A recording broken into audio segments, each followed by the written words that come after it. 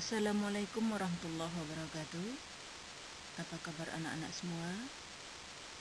Bertemu lagi dengan Ibu Desri pada mata pelajaran fikih kelas 9, materi tentang pewarisan. Mudah-mudahan anak-anak semua dalam keadaan sehat.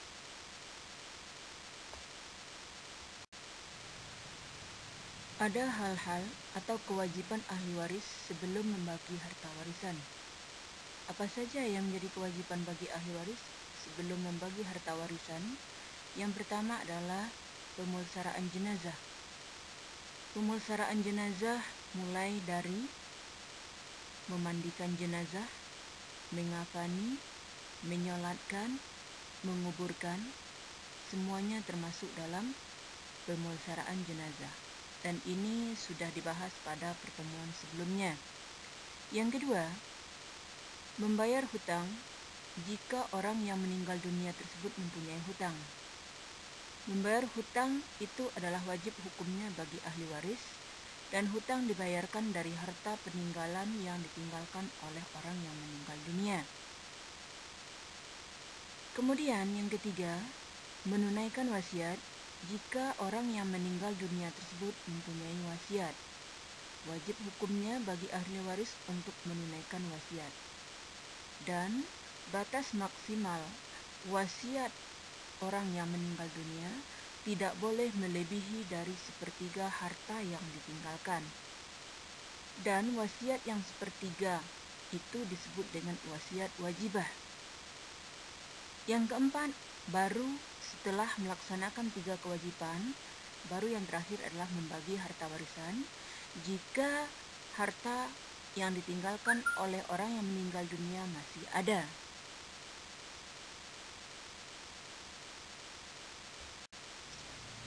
Sebab-sebab mewarisi atau sebab-sebab seseorang mendapat warisan dari orang yang meninggal dunia. Yang pertama, karena hubungan perkawinan. Maksud dari hubungan perkawinan itu adalah hubungan perkawinan yang dilakukan menurut agama Islam, yang dilakukan secara sah. Ahli waris dari hubungan perkawinan ini terdiri dari yang pertama suami, yang kedua adalah istri. Yang kedua, hubungan kekerabatan. Hubungan kekerabatan dapat dibagi kepada 3. Yang pertama asal, yang termasuk ke dalam golongan ahli waris asal itu adalah ibu, bapak, kakek, nenek. Yang kedua, furu'. Furu' itu keturunan. Yang termasuk ke dalam furu' anak, baik laki-laki maupun perempuan, dan cucu. Kemudian yang ketiga adalah hawasi. Hawasi artinya adalah ahli waris menyamping. Yang termasuk ke dalam ahli waris menyamping itu adalah saudara laki-laki, paman, bibi, dan lain sebagainya. Kemudian yang ketiga, sebab mewarisi itu adalah hubungan wala. Hubungan wala yaitu hubungan memerdekakan seorang budak. Jadi, seorang budak yang sudah dimerdekakan oleh tuannya, jika budak itu meninggal dunia, maka tuannya berhak mendapat warisan dari harta peninggalan orang yang dimerdekakannya. Yang keempat, karena hubungan seagama. Hubungan seagama bisa mendapat warisan apabila tidak ada ahli waris, baik ahli waris dari perkawinan, ahli waris karena hubungan kekerabatan, ataupun hubungan wala. Maka harta warisan oleh orang yang meninggal dunia tersebut dikelola oleh Baitul Mal. Islam mengatur tentang bagian-bagian yang akan diterima oleh para ahli waris. Dan ini diatur dalam surah An-Nisa ayat 12. Bagian-bagian yang diterima oleh masing-masing ahli waris dalam Islam itu disebut dengan furudul muqadarah.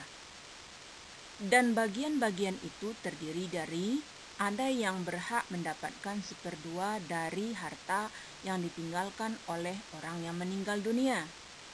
Yang termasuk ke dalam golongan orang yang mendapat 1/2 dari harta yang ditinggalkan oleh orang yang meninggal dunia Yang pertama adalah anak perempuan jika dia satu orang. Tetapi jika anak perempuan itu 2 orang atau lebih, maka dia berubah bagiannya, tidak mendapat 1/2 lagi. Dan jika dia bersama dengan anak laki-laki, maka posisi anak perempuan berubah menjadi asabah bil ghair. Yang kedua, cucu perempuan dari anak laki-laki. Cucu perempuan dari anak laki-laki berhak menerima warisan selagi tidak ada anak. Tetapi jika orang yang meninggal dunia masih mempunyai anak, maka cucu terhalang untuk menerima warisan. Yang ketiga, saudara perempuan kandung. Saudara perempuan kandung berhak menerima warisan apabila orang yang meninggal dunia tidak memiliki anak laki-laki.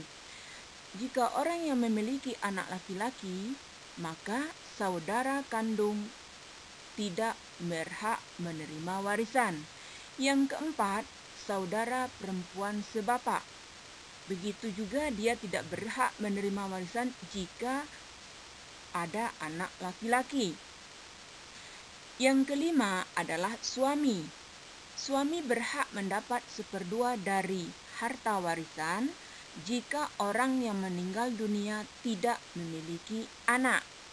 Yang kedua, yang berhak mendapat 1/4, yaitu yang pertama adalah suami.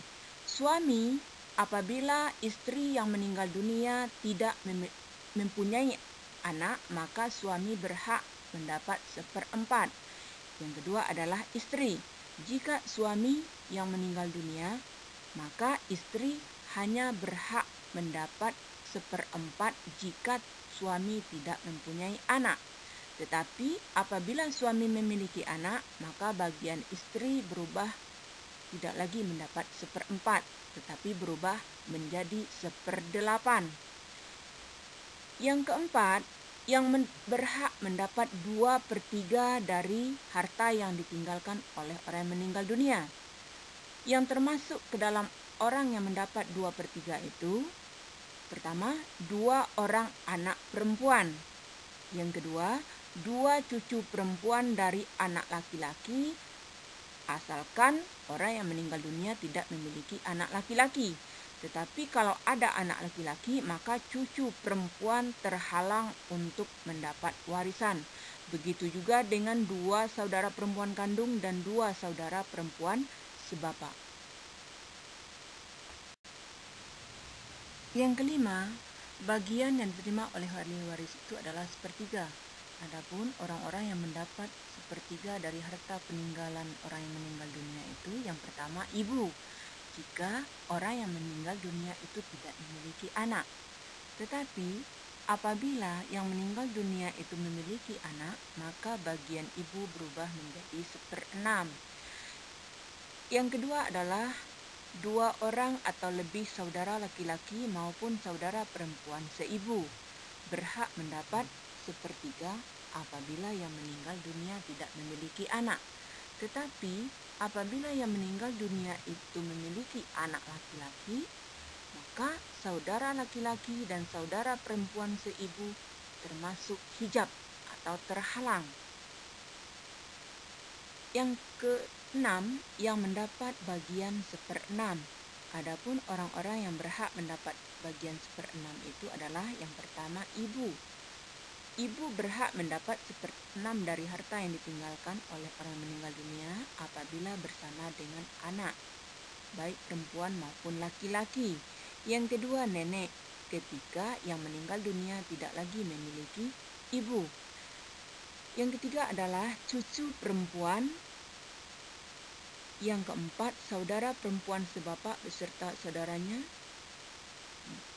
Yang keempat, bapak apabila beserta dengan anak atau orang yang meninggal dunia memiliki anak. Tetapi jika yang meninggal dunia itu tidak memiliki anak, posisi bapak berubah menjadi asobah. Kemudian kakek. Kakek berhak menerima warisan apabila bapak sudah tidak ada atau posisi kakek menggantikan posisi bapak. Tetapi apabila bapak masih ada, maka kakek tidak berhak menerima warisan. Kemudian bagi seorang anak seibu atau disebut dengan saudara seibu, itulah bagian atau disebut dalam Islam disebut dengan furudul muqaddarah.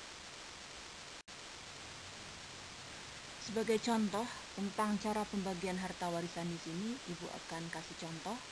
Misalnya seorang suami meninggal dunia dan dia meninggalkan harta sebanyak 120 juta.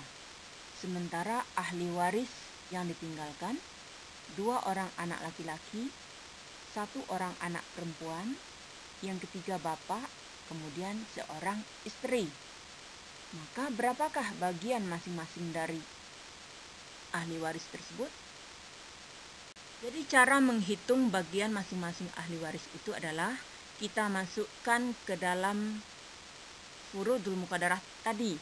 Bapak dalam furudul muqaddarah apabila tidak ada anak laki-laki, maka dia berubah menjadi asabah. Tetapi kalau ada anak laki-laki, bagiannya adalah 1/6. Istri, berhubung yang meninggal dunia itu memiliki anak, maka istri mendapat 1/8.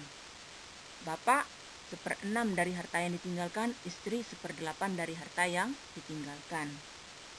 Supaya mudah menghitung pembagiannya, maka dicarikan asal masalahnya.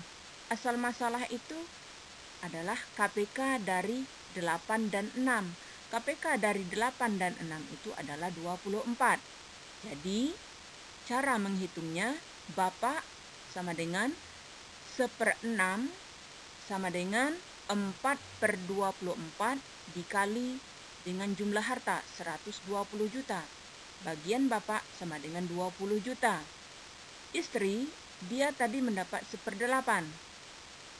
1/8 sama dengan 3/24 kali 120 juta sama dengan 15 juta. Sedangkan anak laki-laki dan anak perempuan, dia tadi asabah bil ghair. Asabah bil ghair artinya menghabiskan seluruh sisa harta. Berapa harta yang bersisa? 120 juta dikurangi 35 juta, maka harta yang bersisa adalah 85 juta. Perlu diingat bahwa bagian laki-laki 2 kali bagian perempuan. Untuk 1 orang anak perempuan itu 17 juta. Sementara untuk 1 orang anak laki-laki adalah 34 juta.